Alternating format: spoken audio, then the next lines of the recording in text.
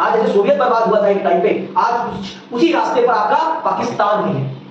पाकिस्तान के भी बर्बाद होने के पीछे वही कारण है जो सोवियत संघ के बर्बाद होने के पीछे थे। अत्यधिक हथियारों पर खर्च, अत्यधिक हथियारों पे खर्च, देश की मूलभूत सुविधाओं पर, देश के मूलभूत आधारभूत सुविधाओं पर ना के बराबर खर्च किया था। समझ में बात? ये सबसे बड़ा कारण।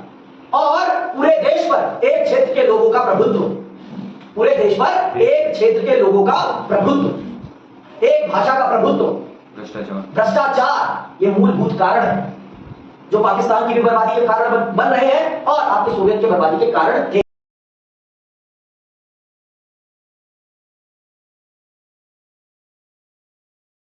मैं अंकित कुमार यादव आप सभी का स्वागत करता हूं सृष्टि ज्ञान के लिए।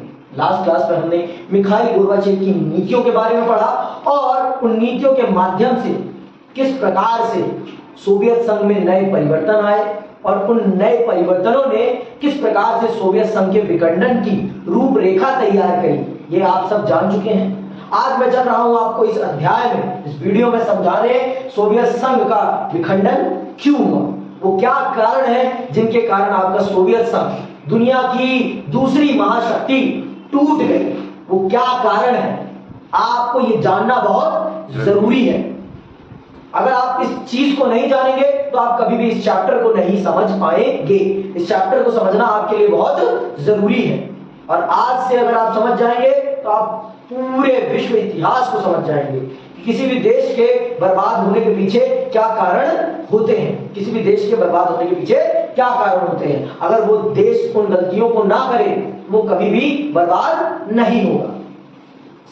मैं आपको एक सबसे बड़ी गलती बता रहा हूं किसी भी देश के बर्बाद होने की। सबसे बड़ी गलती होती है उस देश की नौकरशाही में आया भ्रष्टाचार। नौकरशाही में आया भ्रष्टाचार उस देश की बर्बादी का सबसे बड़ा कारण होता है। अभी मैं चल रहा हूं आपको सोवियत संघ के विखंडन को समझाने, तो आप इसमें भी देखेंगे कि सोवियत संघ के विखंडन में अगर सबसे बड़ा योगदान किसी का है तो वो किसका है, वो है आपकी सोवियत संघ की नौकरशाही का, जिसका कर्तव्य था जनता की भलाई करना, लेकिन उसने उस जनता की भलाई पे लगने वाले धन को अपने निजी स्वार्थ पे लगाया और अपने निजी स्वार्थों की पूर्ति के चक्कर में उन्होंने देश को बर्बाद कर लिया।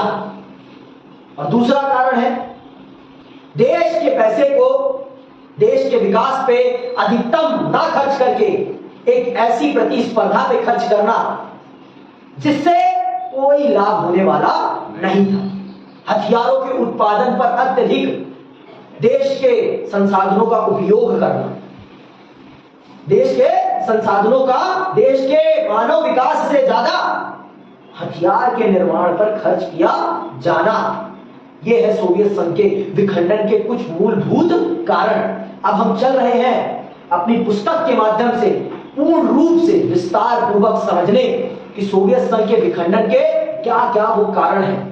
मिखाइल गोर्बाचेव की नीति को बहुत लोग मानते होंगे कि सोवियत संघ के विखंडन का कारण है, लेकिन मैं आपको बता देता हूं कि मिखाइल गोर्बाचेव की नीतियां अगर सफल हो जाती तो सोवियत संघ आज भी बना होता और हो सकता कि आज वो अमेरिका को पिछाड़ चुका होता, ऐसा भी हो सकता था।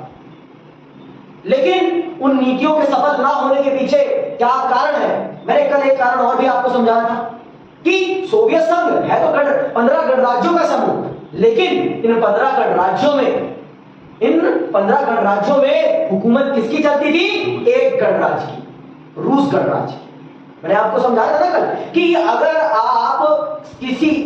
आप दूसरों पे अपनी इच्छा थोपेंगे तो एक ना एक दिन वो आपका विद्रोह करेंगे और आपसे अपना रिश्ता तोड़ देंगे, और ये जीवन का परम सत्य है, समझ में बात? आगे सुनो। तो चलिए हम अपनी एनसीईआरटी की किताब के माध्यम से समझते हैं कि क्या है सोवियत संघ के विखंडन का कारण। विश्व की दूसरी सबसे बड़ी महाशक्ति अचानक कैसे बिखर गई? विश्व की दूसरी सबसे बड़ी महाशक्ति अचानक कैसे बिखर गई? मैंने बताया ना आपको, किसी भी चीज का पतन एक दिन में नहीं होता, उसके पतन होने के पीछे बहुत सारे कारणों का योगदान होता है, बहुत सारे कारणों का योगदान होता है। किसी एक कारण से किसी का भी पतन नहीं होता। किसी भी चीज के पतन के पीछे बहुत सारे कारण संबंधित होते हैं जो उसके पतन को लाते हैं उसके सामने। तो जैसे सोवियत संघ के पतन के पीछे बहुत सारे कारण है ना, वैसे आज जो पाकिस्तान की स्थिति है उसके पीछे भी बहुत सारे कारण हैं जिनके कारण पाकिस्तान आज बर्बादी के कगार पर खड़ा है। इसकी बर्बादी की कगार पे खड़े होने के पीछे बहुत सारे कारण हैं, बहुत सारे। तो सोवियत संघ के भी हैं बहुत सारे, चलिए समझते हैं। सिर्फ सोवियत संघ और साम्यवाद के अंत को समझने के लिए ही यह सवाल पूछना जरूरी नहीं। यह सवाल किसी भी राजनीतिक व्यवस्था के पतन को समझने के लिए जरूरी है। यह सवाल पूछना किसी भी व्यवस्था के पतन के लिए जरूरी है। किसी भी विचारधारा के बर्बाद होने के पीछे इस विचारधारा का बहुत बड़ा योगदान होता है। समझ आई बात? आज जैसे ये बर्बाद हुआ है, आज जैसे सोवियत बर्बाद हुआ था एक टाइम पे, आज उसी रास्ते पर आपका पाकिस्तान भी है। पाकिस्तान के भी बर्बाद होने के पीछे वही कारण है जो सोवियत संघ के बर्बाद होने के पीछे थे। अत्यधिक हथियारों पर खर्च, अत्यधिक हथियारों पे खर्च, देश की मूलभूत सुविधाओं पर, देश के मूलभूत आधारभूत सुविधाओं पर ना के बराबर खर्च किया जाता। समझ में बात? यह सबसे बड़ा कारण। और पूरे देश पर एक क्षेत्र के लोगों का प्रभुत्व, पूरे देश पर एक क्षेत्र के लोगों का प्रभुत्व, एक भाषा का प्रभुत्व, भ्रष्टाचार, ये मूलभूत कारण है जो पाकिस्तान की भी बर्बादी के कारण बन रहे हैं और आपके सोवियत के बर्बादी के कारण थे। इसीलिए आपको समझना ये जरूरी है कि एक देश बर्बाद होता है तो किन परिस्थितियों में बर्बाद होता है।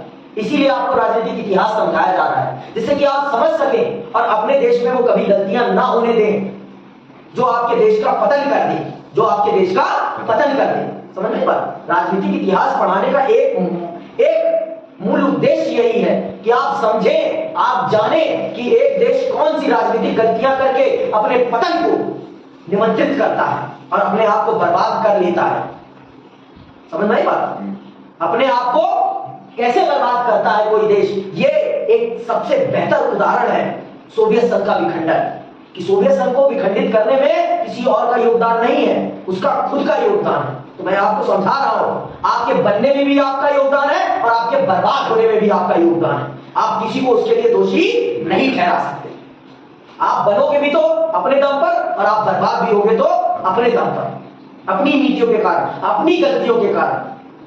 और अगर आज आप नहीं समझे इस बात को, अगर आज आप नहीं समझे इस बात को तो आपके लिए बहुत बड़ी समस्याएं खड़ी हो जाएगी। तो सुनना बड़े ध्यान से, सुनना बड़े ध्यान से कि सोवियत संघ टूटा तो टूटा कैसे। सोवियत संघ के रूप में ना तो कोई राज्य व्यवस्था पहली बार टूटी है और ना ही आखिरी बार। सही कहा, सोवियत संघ के जैसी ना पहली कोई टूटी है और ना आखिरी टूटी है, ऐसी बतेरी टूट रही है, आज भी टूट रही है। पाकिस्तान हमारे सामने इसका साक्षात उदाहरण है। पाकिस्तान इसका हमारे सामने साक्षात उदाहरण है कि वो भी बर्बाद हो रहा है। और किसी भी देश की बर्बादी की शुरुआत उसकी आर्थिक तबाही से ही होती है। सबसे पहले देश में रोटी की कंगाली आती है, जैसे पाकिस्तान में आई हुई है कि रोटी इतनी महंगी हो गई है कि जन सामान्य उसे प्राप्त तक नहीं कर पा रहा है। जो पाकिस्तान एटम बम की धमकी देता है, आज वो पाकिस्तान अपनी देश की जनता को 2 वक्त की रोटी मुहैया नहीं करा पा रहा है। तो ऐसे एटम बम को बनाने का क्या फायदा जो आपके देश की जनता को 2 वक्त की रोटी नसीब ना करा सके। यहां पर भी वही चीजें हैं। लेकिन बड़े ध्यान से सुनना ये, क्योंकि ये ही वो सबसे बड़ा प्रश्न आपके प्रश्न पत्र में आएगा कि सोवियत संघ के विखंडन का मूल कारण क्या है। सोवियत संघ के विखंडन का मूल कारण है सोवियत संघ की राजनीतिक प्रणाली में आए भ्रष्टाचार और सोवियत संघ का अपने प्राकृतिक संसाधनों का अत्यधिक प्रयोग, हथियारों के निर्माण। अभी आगे सुनो। सोवियत संघ के विघटन के कुछ विशेष कारण जरूर हो सकते हैं, लेकिन इस मामले में हम एक सर्वमान्य सबक सीख सकते हैं। हम मानता हूं मैं कि सोवियत संघ के विखंडन के कुछ विशेष कारण हो सकते हैं, लेकिन ज्यादातर देशों के टूटने के कारण कुछ एक जैसे ही होते हैं, कुछ एक जैसे ही होते हैं। सभी देशों में वो सामान्य समस्याएं दिखती हैं जिनके कारण वो देश टूटते हैं, जिनके कारण वो देश टूटते हैं। समझ गए बात? आगे सुनो। इसमें कोई संदेह नहीं कि सोवियत संघ की राजनीतिक आर्थिक संस्थाएं अंदरूनी कमजोरी के कारण लोगों की आकांक्षाओं को पूरा नहीं कर सकी। इसमें कोई संदेह नहीं। क्यों? क्योंकि ये राजनीतिक संस्थाएं भ्रष्ट हो चुकी थी, ये राजनीतिक संस्थाएं भ्रष्ट हो चुकी थी और ये अपनी जनता की आकांक्षाओं की पूर्ति नहीं कर पा रही थी। जिस दिन आप अपनी जनता की आकांक्षाओं की पूर्ति करना बंद कर देंगे, उस दिन आपकी जनता भी आप पर विश्वास करना बंद कर देगी। मैंने आपको जब पिछली साल जब मैं आपको संविधान का प्रथम अध्याय पढ़ा रहा था, उसमें एक बात मैंने आपको पढ़ाई थी। किसी भी देश की जनता संविधान पर तभी तक भरोसा करती है जब तक संविधान उसको अपने माध्यम से सुरक्षा मुहैया कराता रहे अथवा अधिकार उपलब्ध कराता रहे। जिस दिन उस देश की जनता को यह आभास हो गया कि यह संविधान हमें वो सुविधाएं उपलब्ध कराने में या वो सुरक्षा उपलब्ध कराने में असमर्थ है, उस दिन से उस देश की जनता उस संविधान पर विश्वास करना बंद कर देगी। तो सेम वही चीज है। जिस दिन किसी भी देश की जनता उस देश की राजनीतिक व्यवस्था में विश्वास करना बंद कर देती है, उस दिन से उस देश के पतन का रास्ता प्रारंभ हो जाता है। उस देश के पतन का रास्ता प्रारंभ हो जाता है। तो सोवियत संघ में भी यही हुआ, सोवियत संघ में भी यही हुआ और पाकिस्तान में भी यही हो रहा है। पाकिस्तान की जनता अपनी राजनीतिक संस्थाओं पर वो विश्वास नहीं कर पा रही जो पहले था विश्वास पाकिस्तान की जनता। समझ में आएगा? आप कहिए पाकिस्तान की हमारे देश में बहुत शांति सुख, सबको पता है कि आप कंगले हो चुके हैं। आपकी देश की जो सरकार है वो देश नहीं चला पा रही है, सबको दिख रहा है। एक के बाद एक गिरते जा रही है, एक के बाद वहां की न्यायपालिका पर वहां की पार्टियां हमला कर रही हैं। तो यहां पर भी सोवियत संघ में भी क्या था? सोवियत संघ की जो राजनीतिक प्रणाली थी, जो राजनीतिक संस्थाएं थी, वो जनता की जरूरतों को पूरा नहीं कर पा रही। जब जनता की जरूरतों को आप पूरा नहीं कर पा रहे हैं तो आपके होने का क्या फायदा? आपका निर्माण क्यों किया गया है? सरकार का निर्माण क्यों किया गया है? सरकार का निर्माण इसलिए किया गया है कि वो जनता की जरूरतों को पूरा कर सके। और जिस दिन सरकार अपने इस कर्तव्य में विफल होती है, उस दिन जनता उसके भी पीठ पर मारती है लात। अब आपकी हमें जरूरत नहीं, अब आपकी हमें जरूरत नहीं है, अब आप हमारे लिए किसी भी काम के नहीं। ये बात आप जान लीजिए। जनता तभी तक आपको महत्व देगी जब तक आप जनता के लिए किसी न किसी रूप में महत्वपूर्ण होंगे।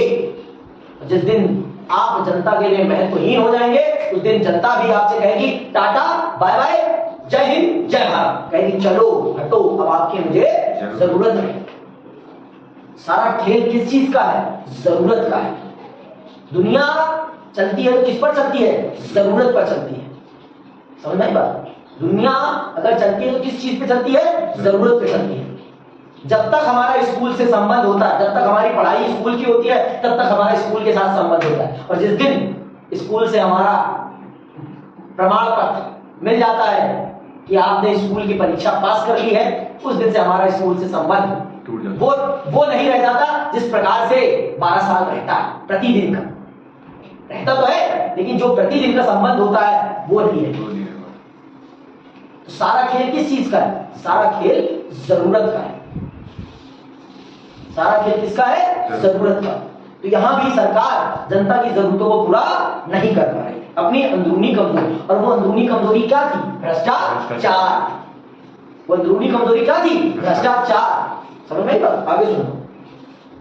यही सोवियत संघ के पतन का कारण था। कई सालों तक अर्थव्यवस्था गतिरुद्ध रही, इससे उपभोक्ता वस्तुओं की बड़ी कमी हो गई और सोवियत संघ की आबादी का एक बड़ा हिस्सा अपनी राज्य व्यवस्था को शक की नजर से देखने लगा।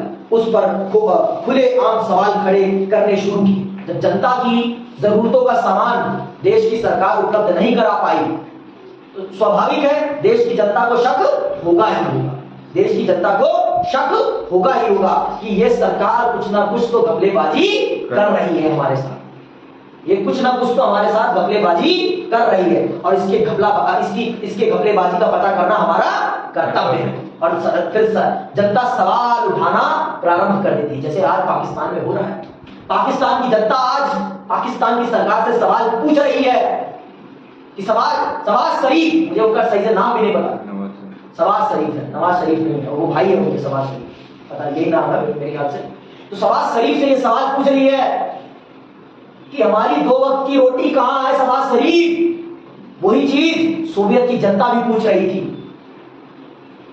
कम्युनिस्ट पार्टी की सरकार से कि कहां है हमारे 2 वक्त की रोटी की मेहनत का पैसा, कहां चला गया। और कम्युनिस्ट पार्टी ने उस पैसे का कहां प्रयोग कर डाला था, हथियार के निर्माण का, अपनी निजी स्वार्थों की पूर्ति के लिए, अपने निजी स्वार्थों की पूर्ति के लिए। समझ में बात? इसे ही कहते हैं भ्रष्टाचार। हमारे देश में भी होता है बहुत बड़े स्तर पर, बनना होता है 100 करोड़ का पुल, बनता है सिर्फ 5 करोड़ का पुल। 100 करोड़ का पुल जो बनना था वो 5 करोड़ में बनके तैयार हो जाता है और 95 करोड़ लोग हड़प जाते हैं। ये है हमारे देश की सच्चाई। और वो पुल जब गिरता है तो बहुत लोगों की जान ले लेता है। खट्टा मीठा मूवी अगर आपने देखी होगी अक्षय कुमार की, उसमें यही दिखाने का प्रयास किया गया है ना, देखी है? नहीं देखी, कोई बात नहीं, देखना नहीं। उसमें यही दिखाने का प्रयास किया गया है कि हमारे देश को अगर कुछ बर्बाद करेगा तो भ्रष्टाचार, और किसी भी देश को बर्बाद करता है तो भ्रष्टाचार। जिस प्रकार लकड़ी को खराब करता है दीमक, उसी प्रकार से एक देश को खराब करता है उस देश का भ्रष्टाचार, उस देश का भ्रष्टाचार। लाभ कमाना अलग चीज है और भ्रष्टाचार करना अलग चीज है। अंतर करना आपको आना चाहिए, इनमें अंतर करना आपको आना चाहिए। समझ नहीं बात? लाभ कमाना अलग चीज है और भ्रष्टाचार करना अलग चीज है। यह आपको पता होना चाहिए, इनमें आपको अंतर करना आना चाहिए। समझ नहीं बात? आगे सुनिए, यह व्यवस्था इतनी कमजोर कैसे हुई? जो इतनी ही दूसरी महाशक्ति थी, वो दूसरी महाशक्ति इतनी कमजोर कैसे हो गई कि वो अपनी जनता की मूलभूत जरूरतों को भी पूरा नहीं कर पा रही थी? इतनी कमजोर कैसे हुई? मैंने बताया ना, इतनी कमजोर कैसे हुई? हथियारों के निर्माण और अपनी निजी स्वार्थों की पूर्ति के चक्कर में कम्युनिस्ट पार्टी के नेताओं ने देश के पैसे को अपनी अय्याशी में उड़ा डाला और जनता को झूठा दिलासा देते रहे कि हम तो पश्चिमी सभ्यता से आगे हैं, हम तो पश्चिम से आगे चल रहे हैं, पश्चिम तो हमारे पीछे पीछे चल रहा है, पश्चिम तो हमारे पीछे पीछे चल रहा है, हम तो उससे बहुत आगे हैं, कोसों आगे हैं। आगे सुनना जरूर ध्यान से। यह व्यवस्था इतनी कमजोर कैसे हुई और अर्थव्यवस्था में गतिरोध क्यों आया? अर्थव्यवस्था कैसे रुक गई? जो देश सुई से लेकर कार तक बना रहा था अपने ही घर में, वो उस देश की अर्थव्यवस्था ऐसे कैसे रुक गई? ऐसे कैसे रुक गई? ये बहुत सोचने वाला प्रश्न है। क्यों रुक गई भाई? कभी सोचा है? चलो मैं बताता हूं क्यों रुक गई। मैंने बताया ना, वहां पर चीजें तो हर प्रकार की बन रही थी, लेकिन उसमें वो गुणवत्ता नहीं थी जो पश्चिम के उत्पादों की मुकाबला कर सके। भैया जब आप सामान तो बना रहे हो लेकिन मार्केट में आपका सामान बिकेगा ही नहीं, तो आपकी कमाई कैसे होगी? तो कमाई होना बंद हो गया। जब आपका सामान ही नहीं बिकेगा तो आप और फैक्ट्री में नया सामान बनाओगे? तो ऐसे रुक गए। आई बात समझ? इनकी फैक्ट्रियों के रुकने का सबसे बड़ा कारण यही था कि इनकी फैक्ट्रियों में जो उत्पाद बन रहा था वो पश्चिम की गुणवत्ता में जीरो थी। पश्चिम की गुणवत्ता के मुकाबले में अगर हम उनका मापन करते, मापदंड पर, पश्चिम की गुणवत्ता के मापदंड पर उनका आकलन करते, तो वो पश्चिम के मापदंड पे जीरो निकलते, जीरो नहीं। इसलिए मार्केट में उनका सोवियत संघ का सामान बिकना ही बंद हो जाता है। सोवियत संघ का सामान बिकना ही बंद हो जाता है, और जब बिकना ही बंद हो जाता है तो फैक्ट्रियों में सामान बनना भी बंद हो जाता है, और जब सामान बनना ही बंद हो जाता है तो लोग क्या हो जाते हैं? लोग बेरोजगार हो जाते हैं, और जब लोग बेरोजगार होंगे तो क्या होगा?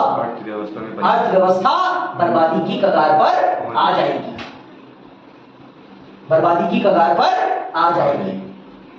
समझ में आई बात?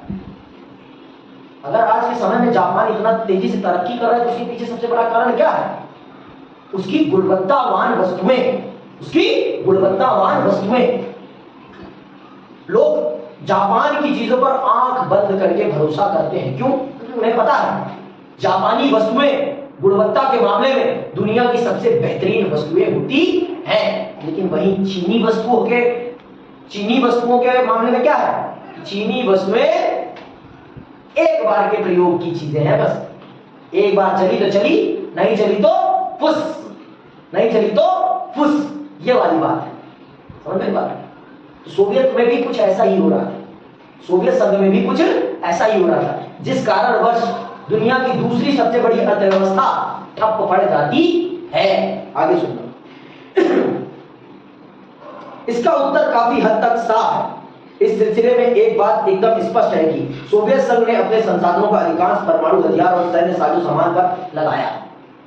मैंने आपको पहले बता दिया इस बात कि सोवियत संघ ने देश के आर्थिक विकास पर जितना पैसा खर्च नहीं किया, उससे कहीं ज्यादा पैसा उसने खर्च कहां पर किया?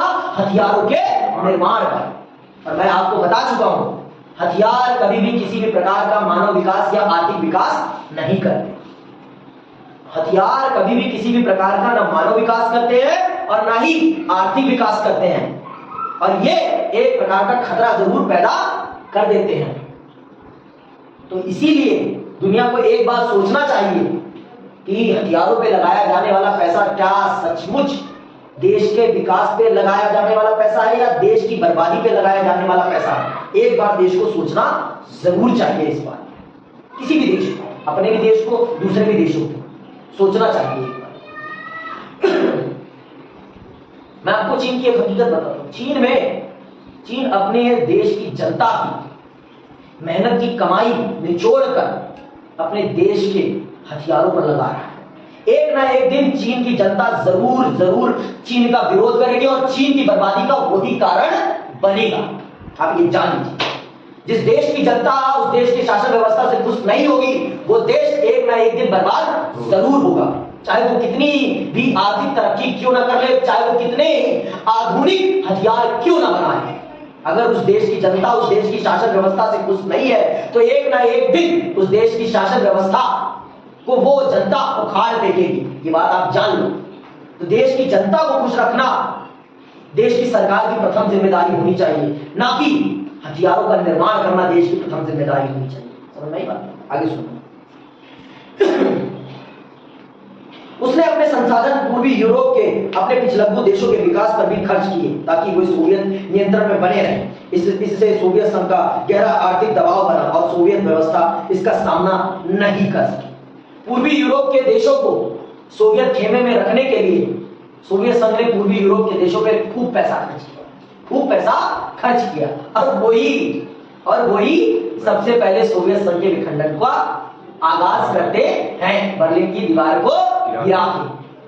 जिनके ऊपर सोवियत संघ ने सबसे ज्यादा पैसा लगाया, जिनके विकास में सबसे ज्यादा पैसा लगाया, ये सोचकर कि अगर मैं इनका विकास करूंगा तो ये मेरा साथ नहीं छोड़ेंगे, लेकिन उन्होंने ही सबसे पहले इसका साथ छोड़ा।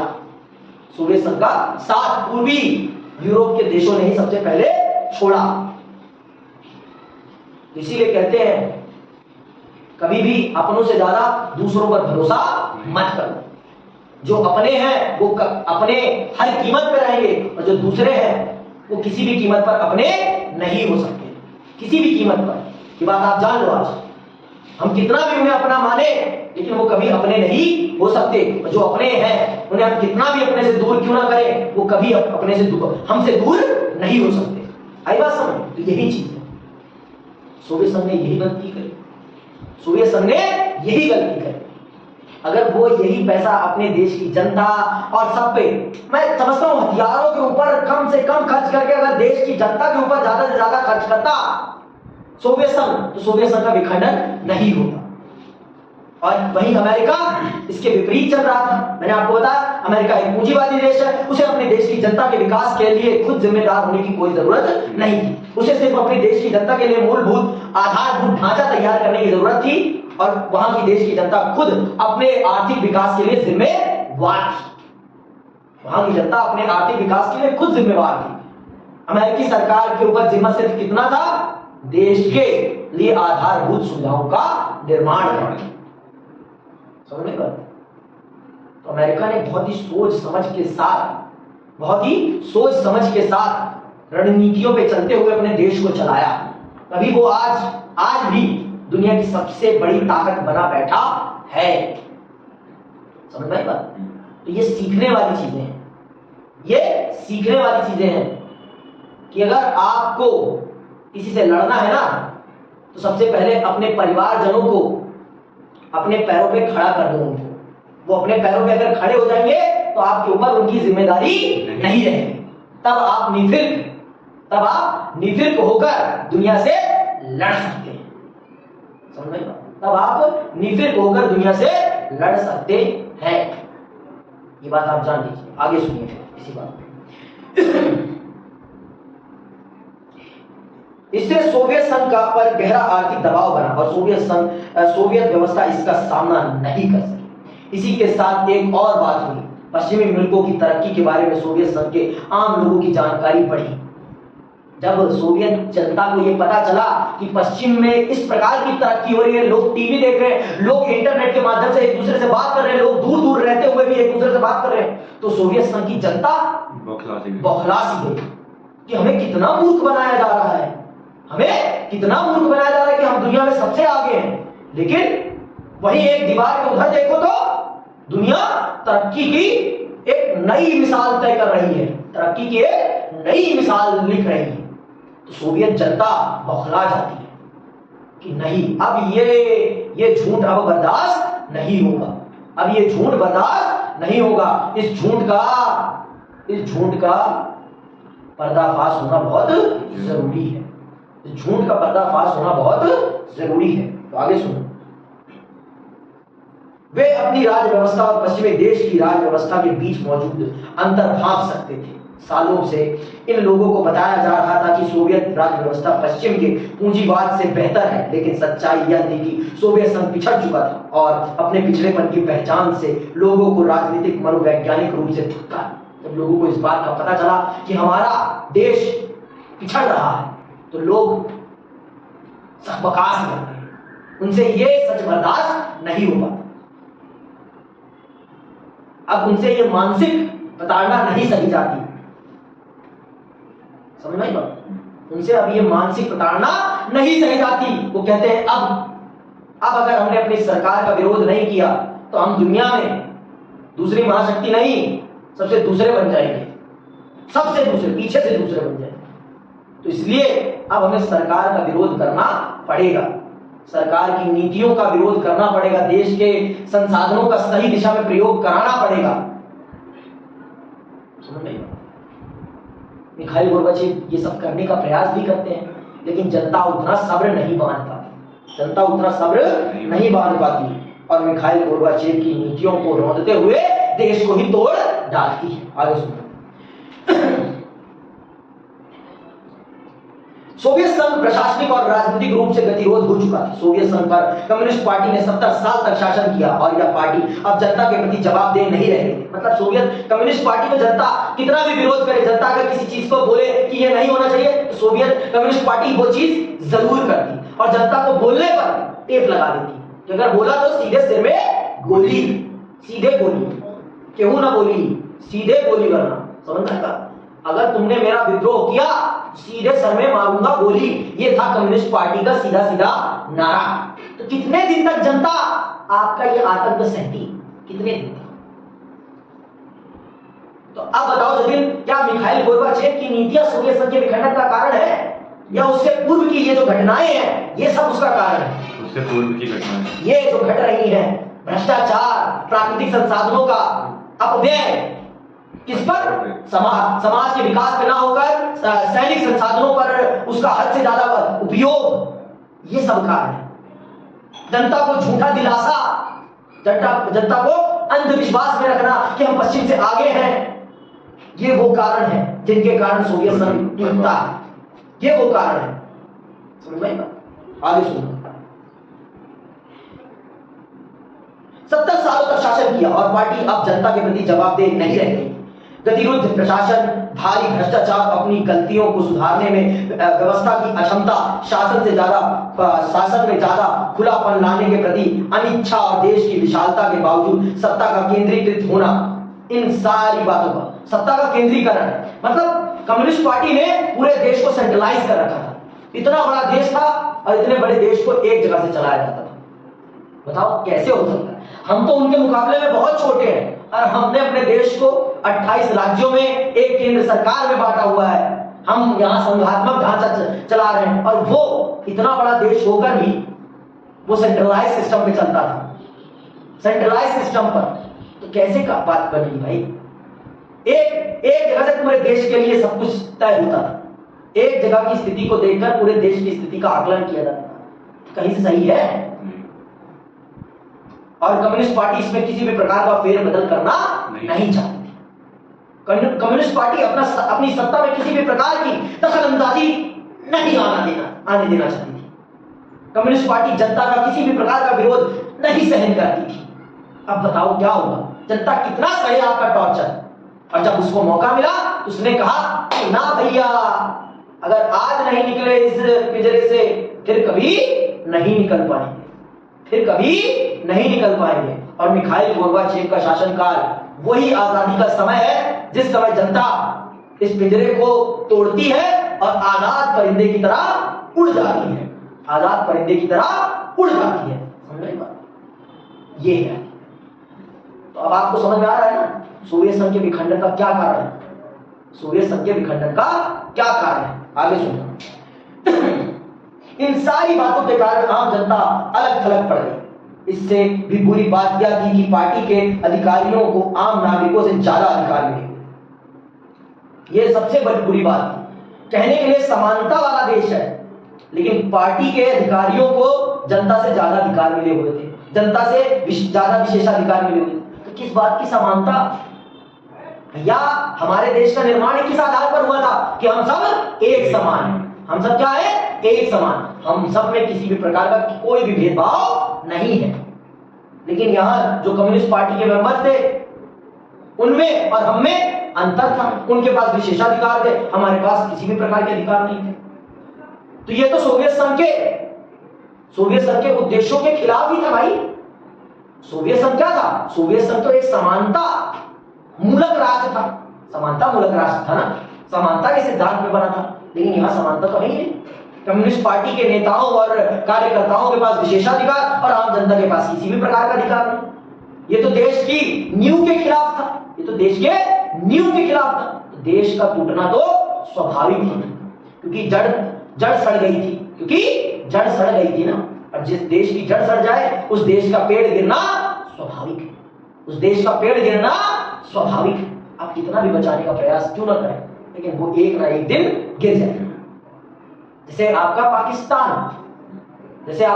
पाकिस्तान बना था वो इस्लाम के नाम पर, लेकिन आज वहां के जो लोग हैं वो इस्लाम की एक बात को सही ढंग से फॉलो नहीं करते। इस्लाम धर्म कहता है कि हम सब पाक हैं, और वो कितने पाक हैं उनको ही पता है।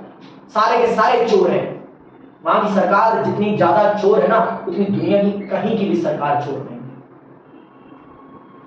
इसीलिए वहां आर्थिक संकट आया है, जिसे उर्दू में गुर्बत कहते हैं। बर्बादी आ रखी है, बर्बादी आ रखी है। समझ में बात?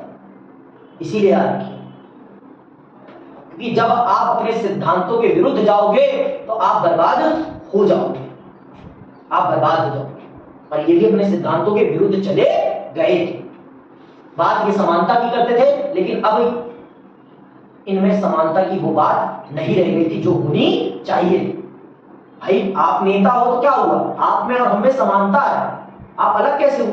हमारा देश का निर्माण ही समानता के आधार पर हुआ है, तो आपके पास विशेषाधिकार कैसे हो सकते हैं भाई? समझ में? जब जनता को इन सब चीजों का पता चला, जनता छिन्न भिन्न हो गई, छिन्न भिन्न हो गई। अब बर्दाश्त नहीं होगा, अब ये प्रताड़ना बर्दाश्त नहीं होगी। अब तो कुछ करना पड़ेगा, अब तो कुछ करना पड़ेगा, नहीं तो हमारे बच्चों की हमारी जिंदगी बर्बाद हो जाएगी। इसीलिए वो फिर जब मिखाइल गोर्बाचेव के शासनकाल में उन्हें मौका मिलता है तो वो कहते हैं अब तो उड़ जा पंछी, अगर अब भी रुक गया तो फिर जिंदगी को बर्बाद होने से कोई रोक नहीं पाए। आगे सुनो।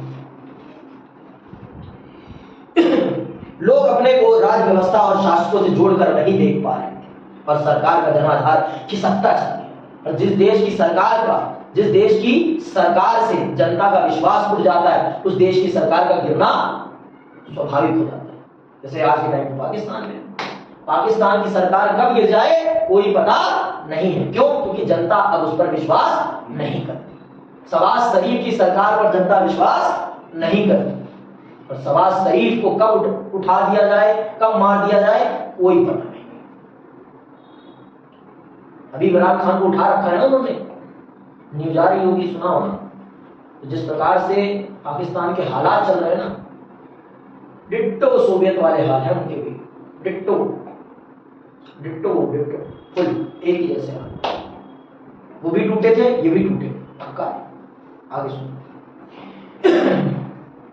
मिखाइल गोर्बाचेव के सुधारों में इन दोनों समस्याओं का समाधान का वादा था। मिखाइल गोर्बाचेव इन सभी समस्याओं का समाधान लेकर आए थे अपनी नीतियों में। कि मैंने कहा ना, अब जनता में उतना सब्र नहीं रह गया था, अब जनता में उतना सब्र का भाव नहीं रह गया था कि वो मिखाइल गोर्बाचेव की नीतियों को इंप्लीमेंट होता हुआ देखे और उसका फल आने का सब्र कर सके, उसका रिजल्ट आने का इंतजार कर सके। अब जनता में उतना सब्र बाकी नहीं रह गया। अब जनता में उतना सब्र बाकी नहीं रह गया, और उसी का परिणाम होता है कि जब जनता को मौका मिलता है मिखाइल गोर्बाचेव के शासनकाल में, तो जनता कहती है कि अब नहीं उड़े फिर कभी नहीं उड़ पाएंगे अपनी आजादी को प्राप्त करने के लिए। फिर कहते हैं उड़ जा काले खवाले मुंह बिच खड़का, निकल जाते हैं। ठीक है, आगे सुनो। गोर्बाचेव ने अर्थव्यवस्था को सुधारने, पश्चिम की बराबरी पर लाने और प्रशासनिक ढांचे में ढील देने का वादा किया। गोर्बाचेव तो रोग का ठीक निदान कर रहे थे और सुधारों को लागू करने का उनका प्रयास भी ठीक था। ऐसे में आपको आश्चर्य हो सकता है कि फिर सोवियत संघ टूटा क्यों? जब भैया सब कुछ ठीक ही हो रहा था मिखाइल गोर्बाचेव के शासनकाल में, तो टूटा क्यों फिर सोवियत संघ? मैंने बताया ना आपको, जनता में अब उतना सब्र नहीं रह गया था। तो जनता जानती थी कि मिखाइल गोर्बाचेव को कब रास्ते से हटा दिया जाए, कब उनको सत्ता से उतार दिया जाए, कब उन्हें कम्युनिस्ट पार्टी के महासचिव के पद से हटा दिया जाए, और कब ये नीतियां बंद हो जाए। इसीलिए अब जनता में वो सब्र का भाव नहीं रह गया, जनता में अब वो सब्र का भाव नहीं रह गया। समझ में? आगे सुनो।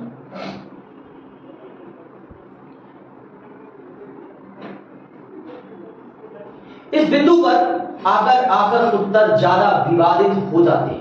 इस स्थिति को हमें आगे के इतिहासकार शायद ज्यादा बेहतर ढंग से समझा, लेकिन मैं आपको समझा रहा हूं कि जनता में अब सब्र का भाव नहीं रह गया था, जनता अब सब्र नहीं कर सकती थी।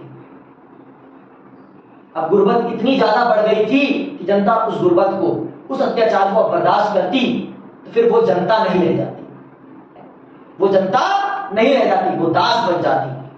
तो जनता अपने आप को दास नहीं बनाना चाहती थी, इसलिए जनता ने फिर कहा कि भैया अब विद्रोह होना चाहिए और इस चीज का समाधान होना ही चाहिए। आगे सुनो। सबसे सटीक उत्तर तो यह जान पड़ता है कि जब गोर्बाचेव ने सुधारों को लागू किया और व्यवस्था में ढील दी, तो लोगों की आकांक्षाओं अपेक्षाओं का ऐसा ज्वार उमड़ा जिसका अनुमान शायद ही कोई लगा सकता था। मिखाइल गोर्बाचेव ने इस प्रकार की ढील दी तो जनता की अपेक्षाएं हद से ज्यादा बढ़ गई थी, और उन अपेक्षाओं का भार उठा पाना आसान नहीं था। और मैंने बताया जनता बेसब्र हो चुकी थी, जनता बेसब्र हो चुकी थी, जनता में अब वो सब्र नहीं रह गया था जो सब्र चाहिए था इस चीज को इंप्लीमेंट होने के लिए। इस चीज को इंप्लीमेंट होने के लिए जो सब्र चाहिए था वो सब्र अब जनता के अंदर नहीं रह गया। आगे सुनना। इस पर काबू पाना एक अर्थ में असंभव हो गया। सोवियत संघ में जनता के एक तबके की सोच यह थी कि गोर्बाचेव को ज्यादा तेज गति से कदम उठाने चाहिए। ये लोग उनकी कार्य पद्धति से धीरज खो बैठे, कार्य पद्धति से धीरज खो बैठे। मैंने पहले बता दिया आपको, जनता बेसब्र हो चुकी थी, जनता इन सुधारों को बहुत तेजी से इंप्लीमेंट होता हुआ देखना चाहती थी, लेकिन ये सुधार उतनी तेजी से इंप्लीमेंट नहीं हो पा रहे थे जितनी तेजी से इनको इंप्लीमेंट होना चाहिए था। जनता के हिसाब से जितनी तेजी से इंप्लीमेंट होना चाहिए था उतनी तेजी से इंप्लीमेंट नहीं हो रहे थे। और यही चीज सोवियत संघ के विखंडन का कारण बनती है। मैंने बताया ना मिखाइल गोर्बाचेव की नीतियों से जनता तो खुश थी, लेकिन कम्युनिस्ट पार्टी के लीडर्स खुश नहीं थे। वो मिखाइल गोर्बाचेव की नीतियों का विरोध कर देते हैं, मिखाइल गोर्बाचेव की नीतियों का विरोध कर देते हैं, और फिर जनता भी विद्रोह कर देती है कि नहीं, हमें पुरानी पद्धति में नहीं जाना किसी भी सूरते हाल, हमें पुरानी पद्धति में तो किसी भी सूरते हाल जाना ही नहीं है, चाहे कुछ भी क्यों ना हो जाए, हम पुरानी पद्धति में तो किसी भी हालत में नहीं जा सकते। आगे सुनो। धीरज, ये लोग उनकी कार्य पद्धति से धीरज खो बैठे और निराश हो गए। इन लोगों ने जैसा सोचा था वैसा फायदा उन्हें नहीं हुआ। यह संभव है, उन्हें बहुत धीमी गति से फायदा हो रहा था। जनता के एक हिस्से, खासकर कम्युनिस्ट पार्टी के सदस्य और वे लोग जो सोवियत व्यवस्था के से फायदे में थे के विचार ठीक इसके विपरीत थे। उनका कहना था कि हमारी सत्ता और विशेषाधिकार अब कम हो रहे हैं और गोर्बाचेव बहुत जल्दबाजी दिखा रहे हैं। इस खींचतान में गोर्बाचेव का समर्थन हर तरफ से ज्यादा रहा और जनमत आपस में बढ़ गया। जो लोग उनके साथ थे उनका भी मोह भंग हुआ। ऐसे लोगों ने सोचा कि गोर्बाचेव खुद अपनी ही नीतियों पर ठीक तरह से अपनी ही नीतियों का ठीक तरह से बचाव नहीं कर पा रहे हैं, और यही गोर्बाचेव को कम्युनिस्ट पार्टी के महासचिव के पद से हटा दिया जाता। और फिर वो होता है जिसकी कोई कल्पना नहीं करता, जिसकी कोई कल्पना नहीं करता। क्या होता है? सोवियत संघ का विखंडन।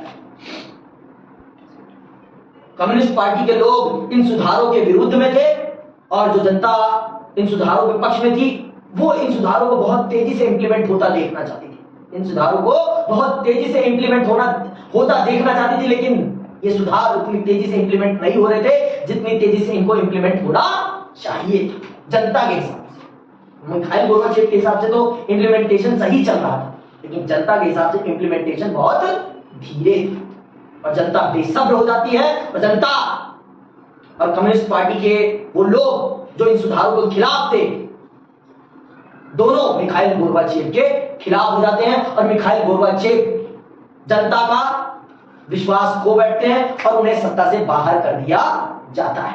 उन्हें सत्ता से बाहर कर दिया जाता है और फिर वो होता है जिसकी किसी ने कभी कल्पना नहीं की थी।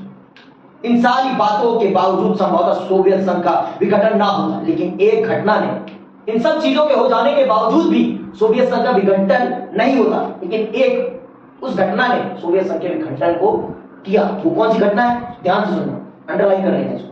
लेकिन एक घटना ने अधिकांश पर्यवेक्षकों को चौंकाया और सोवियत व्यवस्था के अंदर के लोग भी इससे दंग रह गए। यह घटना थी राष्ट्रवादी भावनाओं और संप्रभुता की इच्छा के उभार की।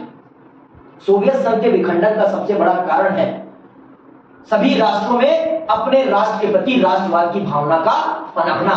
जो सोवियत संघ के 15 गणराज्य थे, उन 15 गणराज्यों में से बहुत सारे गणराज्यों में इस फीलिंग का, इस प्राइड का पैदा होना कि हमारा देश हमारे हिसाब से चलना चाहिए। और इसी फीलिंग ने सोवियत संघ को तोड़ डाला। तो अगर आपसे पूछे कोई कि सोवियत संघ के टूटने का तात्कालिक कारण क्या है, तो सोवियत संघ के टूटने का तात्कालिक कारण है feeling of nationality, the birth of feeling of nationality, राष्ट्रवाद की भावना का पनपना। सोवियत के गणराज्यों में राष्ट्रवादी भावना का पनपना और संप्रभुता का पनपना, सोवेरेनिटी का पनपना ही सोवियत संघ के विखंडन का कारण बनता है। जो 15 गणराज्य थे ना, वो कहते हैं कि अब हम अपने गणराज्य को अपने हिसाब से चलाएंगे, हमारा गणराज्य है, हम अलग हैं, हमें सोवियत संघ से कोई मतलब नहीं है, हमारा सोवियत संघ से कोई मतलब नहीं। जिस दिन से उनके अंदर ये भावना पैदा हो गई ना, उसी भावना ने सोवियत संघ को तोड़ डाला। ठीक है, इच्छा के उभार की रूस और बैलिस्टिक गणराज्य, यूक्रेन तथा जॉर्जिया जैसे सोवियत संघ के विभिन्न गणराज्य इस उभार में शामिल थे। राष्ट्रीयता और संप्रभुता के भावों का उभार सोवियत संघ के विघटन का अंतिम और सर्वाधिक तात्कालिक कारण सिद्ध हुआ। इस मसले पर भी अलग अलग राय मिलती है, इस मसले पर भी बहुत सारे लोग अलग अलग राय रखते हैं। तो ये प्रक्रिया है आपके सोवियत संघ के विघटन की, ये है प्रक्रिया, ये वो अंतिम प्रक्रिया है। इसे आप वो माचिस मान सकते हैं जिसने सोवियत संघ को जलाकर रख दिया। नेशनैलिटी और सोवेरेनिटी, फील ऑफ नेशनैलिटी एंड सोवेरेनिटी, वो कारण बनती हैं जिनके कारण आपका सोवियत संघ टूट जाता है। समझ में बात? आगे सुनिए। एक विचार तो यह है कि राष्ट्रीयता की भावना और तड़प सोवियत संघ के समूचे इतिहास में कहीं ना कहीं जारी थी, और चाहे सुधार होते या ना होते, सोवियत संघ में अंदरूनी संघर्ष होना ही था। खैर, यह तो इतिहास की अनिवार्यता के बारे में अनुमान लगाना हुआ, लेकिन सोवियत संघ के आकार, विविधता तथा इसकी बढ़ती हुई आंतरिक समस्याओं को देखते हुए ऐसा सोचना असंगत भी नहीं है। भाई बहुत बड़ा है, और जिस प्रकार की वहां की राजनीतिक स्थितियां बन गई थी, ये सोचना कहीं से भी गलत नहीं है कि चाहे ये घटना होती या ना होती, लेकिन एक समय बाद सोवियत संघ टूट जाता है। ये कल्पना करना गलत भी नहीं, क्योंकि बहुत सी ऐसी चीजें हो गई थी सोवियत संघ में जो सोवियत संघ के विखंडन की तरफ सोवियत संघ को ले जा रही थी। सबसे बड़ा कारण तो मैंने आपको बता ही दिया, भ्रष्टाचार, और पूरे देश को एक जगह से चलाया जाना। पूरे देश को एक जगह से चलाया जाना, पूरे देश को एक जगह से चलाया जाना ना सोवियत संघ के विखंडन का सबसे बड़ा कारण है, सबसे बड़ा।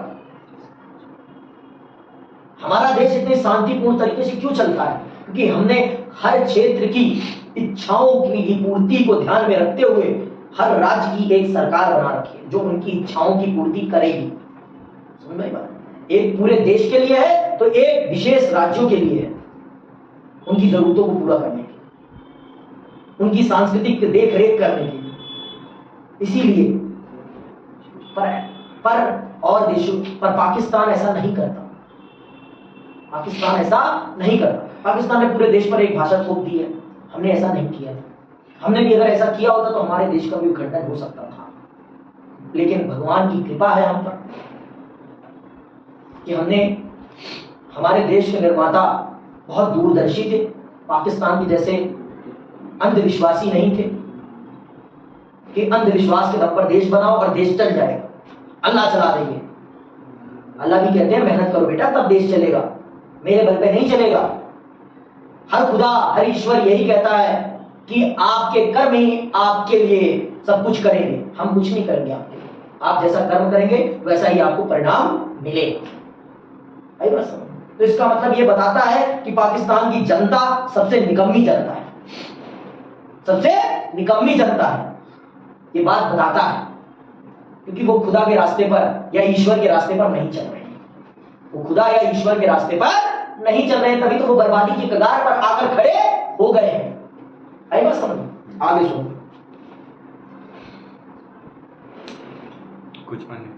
कुछ अन्य लोग सोचते हैं कि गोर्बाचेव के सुधारों ने राष्ट्रवादियों के असंतोष को इस सीमा तक भड़काया कि उस पर शासकों का नियंत्रण नहीं रहा। सरासर गलत है। जो लोग मिखाइल गोर्बाचेव को सोवियत संघ के विखंडन का कारण मानते हैं ना, वो सरासर गलत मानते हैं। वो व्यक्ति तो सोवियत संघ को और मजबूत करना चाहता था, लेकिन जनता के ऊपर इतना उत्पीड़न हो चुका था उससे पहले की सरकारों के द्वारा कि जनता उतना सब्र नहीं कर पाई, उतना सब्र या धैर्य नहीं धर पाई जितना धैर्य और सब्र चाहिए था इन सुधारों को जमीनी हकीकत में तब्दील होने के लिए। इन सुधारों को जमीनी हकीकत में तब्दील होने के लिए जितना समय चाहिए था उतना समय मिखाइल गोर्बाचेव को नहीं मिल पाया और जनता उस पर विश्वास नहीं कर पाई, जिस कारण से सोवियत संघ टूट गया। जिस कारण से समझ में आगे सुनो। अंतिम विडंबना यह है कि शीत युद्ध के दौरान बहुत से लोग सोचते थे कि सोवियत संघ के मध्य एशियाई गणराज्यों में राष्ट्रवादी आकांक्षाओं का उभार सबसे दमदार होगा, क्योंकि ये गणराज्य रूस से धार्मिक और नस्ली लिहाज से अलग और आर्थिक रूप से पिछड़े हुए थे। लेकिन हुआ यह कि सोवियत संघ के प्रति राष्ट्रवादी असंतोष यूरोप और अपेक्षाकृत समृद्ध गणराज्यों रूस, यूक्रेन, जॉर्जिया और बैलिस्टिक क्षेत्र में सबसे प्रबल नजर आया। यहाँ के आम लोग अपने को मध्य एशियाई गणराज्यों के लोगों से अलग थलग महसूस कर रहे थे। इनका आपस में भी अलगाव था। इन गणराज्यों के लोगों में यह भाव घर कर गया कि ज्यादा पिछड़े इलाकों को सोवियत संघ में शामिल रखने की उन्हें भारी कीमत चुकानी पड़ रही है। जहां दुनिया सोच रही थी कि मध्य एशिया के देशों में सबसे पहले राष्ट्रवाद की भावना पनपेगी, वहां उसका विपरीत हुआ। राष्ट्रवाद की भावना वहां पनपी जहां पर सोवियत संघ ने सबसे ज्यादा विकास किया था। जहां पर सोवियत संघ ने सबसे ज्यादा विकास किया था और सोचा था कि ये तो कभी मुझसे दूर होंगे ही। तो मैंने बताया ना कि आप अपनों पर ज्यादा भरोसा करेंगे तो ज्यादा आगे जाएंगे, और दूसरों पे भरोसा करेंगे तो गिरने का कहीं ना कहीं तो चांस ही है। तो आज के लिए बस इतना ही। जय हिंद, जय भारत।